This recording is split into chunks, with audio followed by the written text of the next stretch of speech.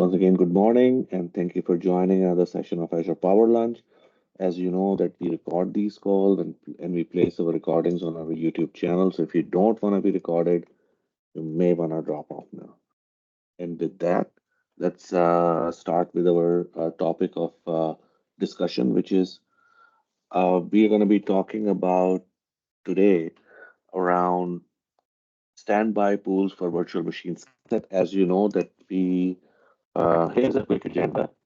We are going to be going over um, what our virtual machine skill set, some of the kind of a quick wrap around on this topic, and then we will discuss um, what are the features and capabilities that standby pools for virtual machine skill set brings to the table.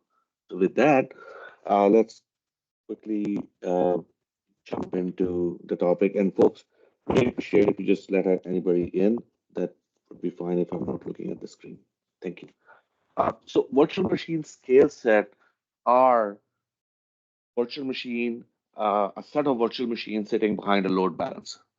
Okay, so this is a way to run applications on a set of VMs uh, and access them through a common load balancer. You don't have to worry about adding, removing machines from this, from this behind the load balancer. It takes care of all of that for you. And there are two models or two modes of orchestration for the VM scale set. One of those is known as the uniform orchestration, which is I would call the classic mode. It has been there for a while, and it is mainly used for a set of identical machines that are uh, and used for stateless applications. Okay. The second one is the flexible orchestration mode. This is a more recent one, and this allows you to have uh,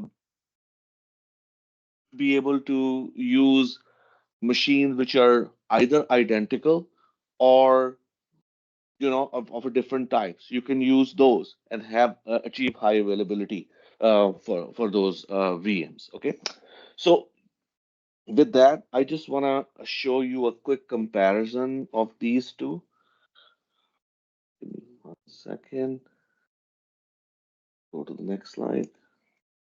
Okay, so here's a quick comparison. As you know, as you can see from this, flexible orchestration scale set can have up to 1,000 VMs in a scale set. So you can, if you have a very large application, that's where flexible orchestration set shines. I mean, you can have like 1,000 VM scale set. And to be honest, if you are building application that gonna be using VM scale set, it will be a good idea to start with flexible orchestration because there are more and more features are being added to the flexible orchestration um, that is evolving. Okay. So with that, let's spend a few minutes on some one interesting scenario. Like, let's say that you have a virtual machine scale set and you want to take advantage of both spot instances and on-demand instances. As you know, spot instances are there for you to use. These are at a much lower rate, and this is our extra capacity that we have, but it can be taken away anytime. So if you want to do that, that's where this flexible orchestration mode really shines. You can use a mix of spot as well as on-demand instances and take advantage of both, and save money, save cost, as well as run your application efficiently. So that's a big advantage. And that's and then you can mix general purpose and specialty SKU as well in the case of flexible orchestration. So with that, any questions before we move on? Okay, so now we come to the standby pools. Why this is what they bring to the table. So think of it that you have a VM scale set. And in that VM scale set, you have set up auto scaling. So when the load increases, you want to add this instance to be added to it. And when the load goes down, you want instance to be removed. process of adding instance is very crucial because you may have, you may have application that are um, that are sensitive and uh, kind of to load, and you want them those instances to be added as quickly as possible. But what happens is that as we scale, as we scale out, those instances to be added, they first have to be provisioned. Then the resources like storage, compute, and network is being added, and then any post uh, startup stuff is done, and then they are added. So there are quite a few steps involved. Put simply, standby pool allow you to have the ability to have these instances ready. They can be either in a stop and deallocated state where they are just ready, everything is attached, except it is not running. So the only thing you have to do is start up and any post startup task and then add this instance to the scale set. So it's pretty fast. Or they can actually be running where they are in a running state and you can add, and they are added to the VM scale set when it has to scale up. And just keep in mind when it scales down, those instance goes back to the standby pool in the state that the pool was created. Okay, so let me explain it with a quick a few diagrams. Okay, so as you can see, there is on the top in this diagram, the first path is the traditional path. You have a VM that is requested. The scale out event has occurred. It is requesting one or more virtual machines. The VM is created. The resources are allocated. There's some post provisioning step, and then VM is ready to receive the work as it is added to the VM scale set. On the other hand, if you have the standby pool, there are deallocated VM. So this is the state. As I said, standby pool can have VMs in two states, deallocated and running. If it is in the deallocated state, then what happens is you have deallocated VMs. They are allocated, uh, started, and they are ready to receive. So a lot of steps uh, kind of they are not needed. So the time taken for the scale out is really, really fast. You understand? So that's one way of doing it. What is the other way of doing it? You have the running VMs in the standby pool. And as soon as scale out event occurs, it's now even more faster, much faster because now you're just taking the VM and moving it to the scale and it starts receiving load. So there is no latency at all. But just keep in mind, um, there are, uh, of course, cost consideration because even if you have if you have a running VM pool, then basically you are paying for a VM that is just sitting there in the standby pool, and it would be the standard VM charges that you are paying. You may not need that VM at all for quite some time, but you're still paying for that. On the other hand, if you have a deallocated VM, you are only paying for the networking and storage cost. Of course, since it's stopped and deallocated, you are not paying for the main cost, which is actually the compute cost, which is normally the larger ones. Okay, I hope everybody understands that. Any questions? Okay, so let me how you calculate the pool size. So the way you calculate it, you have the you have to think of what would be the maximum capacity of my scale set. Okay, let's say you have created an application and you said, this application will be using at the max 15 VMs when the peak load is there. Okay, but normally it is the peak load is not there on the average. It uses 5 virtual machines.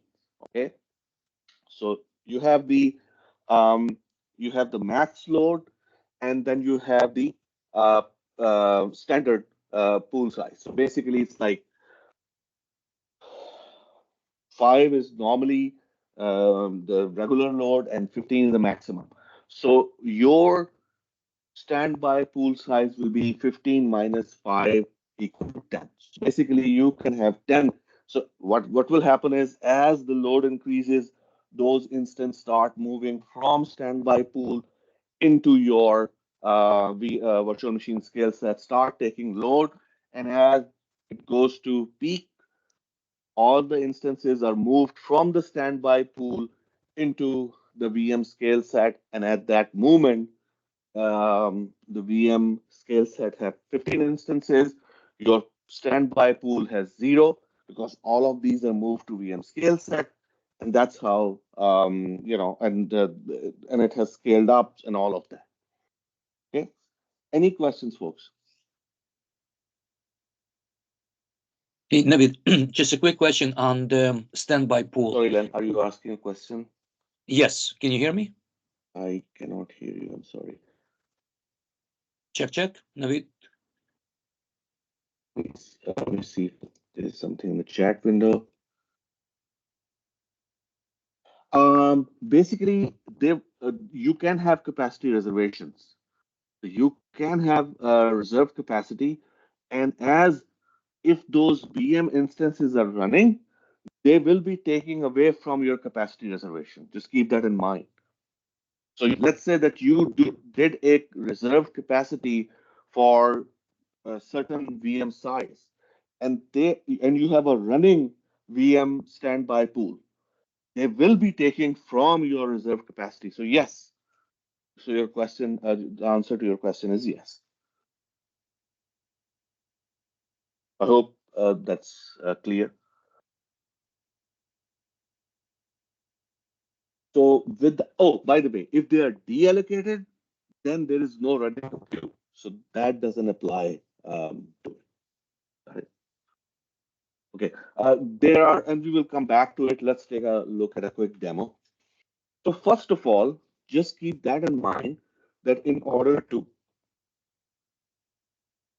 use this feature, you have to do a few things.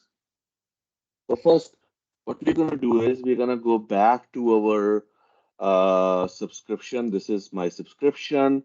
And some things that you have to do here is, for example, in the case of preview feature, there are a couple of standby features that you have to enable. So if I go in here and type in standby, so this one, standby virtual machine preview, you have to register that. That's very important. And the second feature that the second thing that you have to do is you have to go into the resource providers, and here are the resource providers, and search for standby and standby pool. This is a separate resource provider that you have to register. Okay, and it takes a few minutes for you to register. Once they are registered, then you are good to go. Then there are a few things. Just keep in mind, since you are moving, adding, removing items from your you want the this resource provider to remove and add item into your VM scale set. So it need certain permissions, and that's very important. So what we have to do is go into the identity and access control, and let's look at the resource assignment. So there are a few resource assignment that are required. For example, managed identity operator. That's where you need to give standby pool resource the access, network contributor. That's where you need to give access to this particular identity. So the way you will do it, you will pick a role. So for example, let me just show you an example. Let's say that we go into um, contributor role. I'm just giving an example. It doesn't need the access, but that's where you will find this identity, and it is called standby. Ooh, you see this one. So you will have to select it and give it access, not to the contributor. As I was showing, These are the identities that need access. Um, so first of all is the network contributor and managed operator role. And so these are the two identities and virtual machine contributor. So here it is, the virtual machine contributor. That's the third one. So these are the three roles that you have to give standby pool resource access to make this work uh, successfully. Okay. So once that is done, now you are ready for your standby pool. Just keep in mind that you can only have one standby pool in your VM scale set. So this is a VM scale set, as you can see. Let me show you the instances.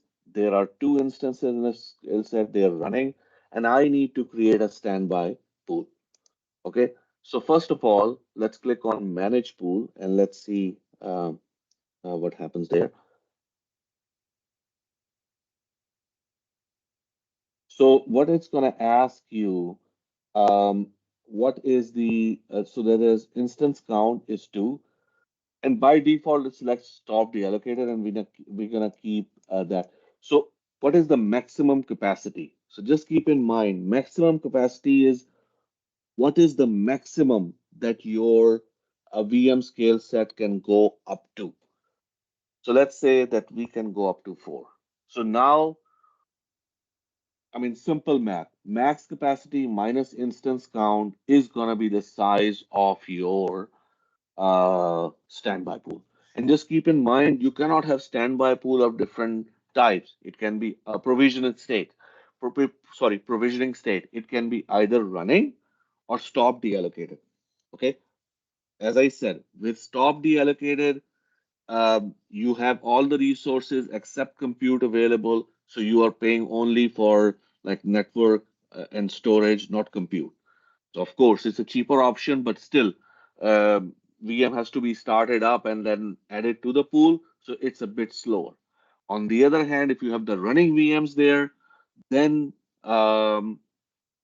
it's a much quick um, scale out, because the VM just has to be added, moved from standby pool into the VM scale set, but you will be paying for um, the compute as well, which can be expensive depending on how what compute you're using. Okay, so it has been created, and you will start seeing those VMs popping up in few, it takes a few minutes for these VMs to pop up here, and you will start seeing those VMs.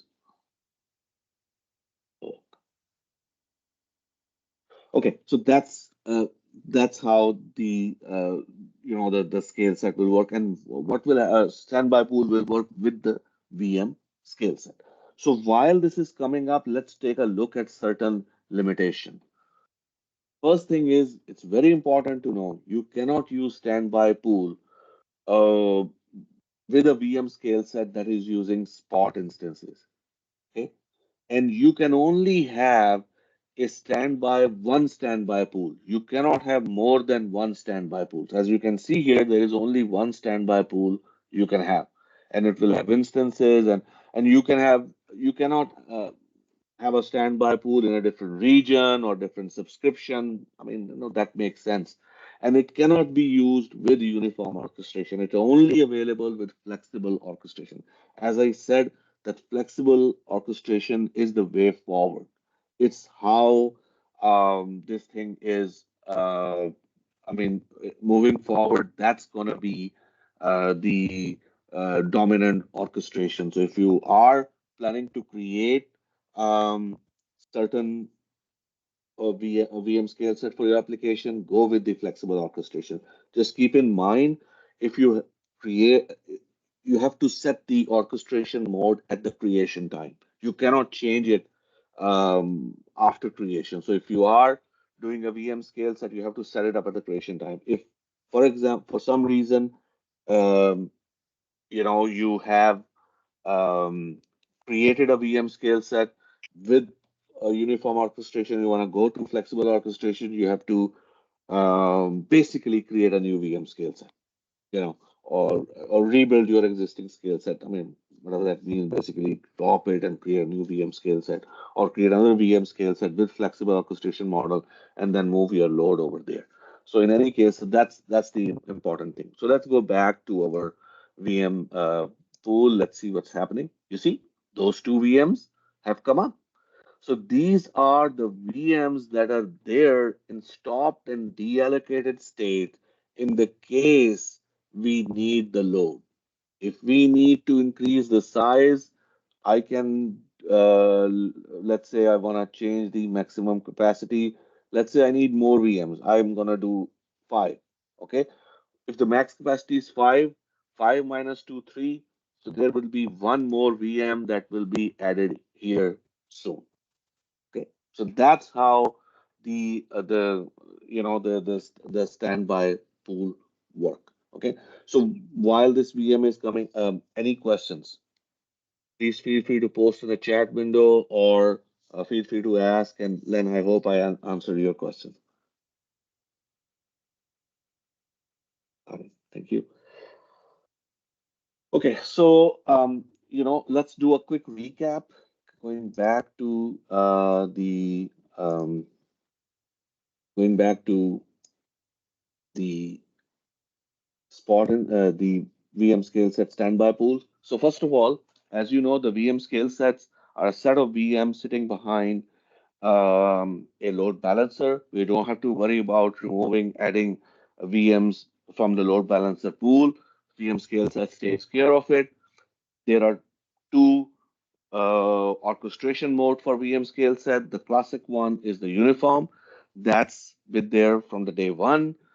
And the more modern one is the flexible, which allows you to mix VMs of different types like spot and on-demand instances and general purpose queue and specialty queue. And it allows up to you to create up to 1,000 in a VM scale set with 1,000 instances. That's where the new feature that has been announced in public preview is standby pools. This capability is there for you to uh, scale out your VM scale set faster. Because what happens is if you have a VM scale set and it has scale out event is occurs, I mean, like it needs to a new instance added, there are certain steps needed without if you don't have standby pool. For example, VM has to be allocated, resources attached, then it has to be started up. There are certain provisioning tasks, a post startup task has to be taken, and then it is able to take the load. On the other hand, with standby pools, you can have VMs that either they are in stopped and deallocated states or running state. In both cases, the resources are attached, everything is ready. They are just, for example, if they're stopped and deallocated, just has to be started and added to the VM scale set and start taking load. If they are running, then it's even faster because they are just added to the VM scale set and they start taking the load. So that's how you can make your VM scale set scale out faster, more efficient. Of course, there is a cost associated with it because if you have VM even in a deallocated state, you are using network security and the network storage and compute resources. For the deallocated state, you are not using compute resources, but still you have some resources in terms of network and storage that you are using and you will be paying for that.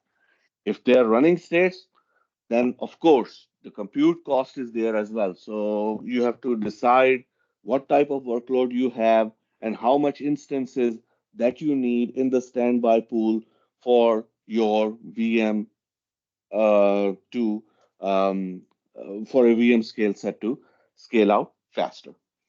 So let's go back quickly to our once again um, here, and you see the third instance has been added to our standby pool. So that's how this thing is working.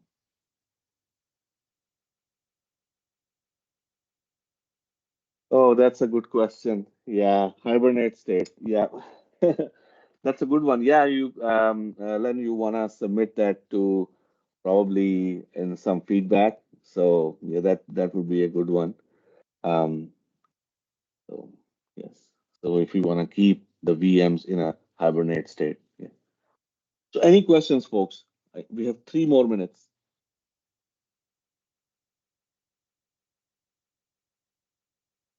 Okay, so if there are no more questions, I will give everybody their 3 minutes back and hope to see everybody in another session next week. Thank you very much and have a great weekend, folks.